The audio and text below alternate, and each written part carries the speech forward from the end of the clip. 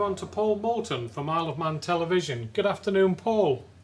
Good afternoon, Chief Minister. I think this question probably goes to the Health and Social Care Minister, really. I just want to find out if we can get some more links, or not, as the case may be, about these two cases that went travelling.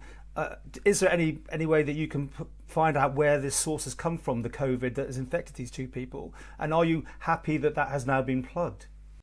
So we know where the patients have been travelling to, Paul. To be perfectly frank, it's nigh on impossible to actually identify the exact source. But we have gone through, obviously, the procedures that were followed. I must say that in relation to these two patients, as far as we are aware, they followed all advice that was given to them. But unfortunately, at some point, they have picked it up en route. Were they travelling to the same destination? Let's try that. I can say they weren't travelling to the same destination. It was two separate destinations, but obviously I can't name the exact destinations.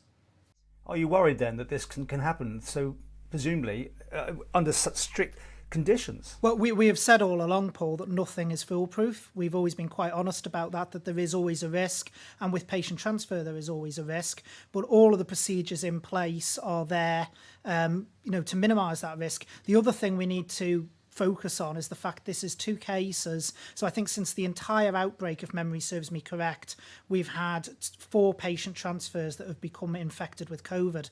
Now that's 4 out of several hundred journeys, if not 1,000 journeys that we've undertaken since then.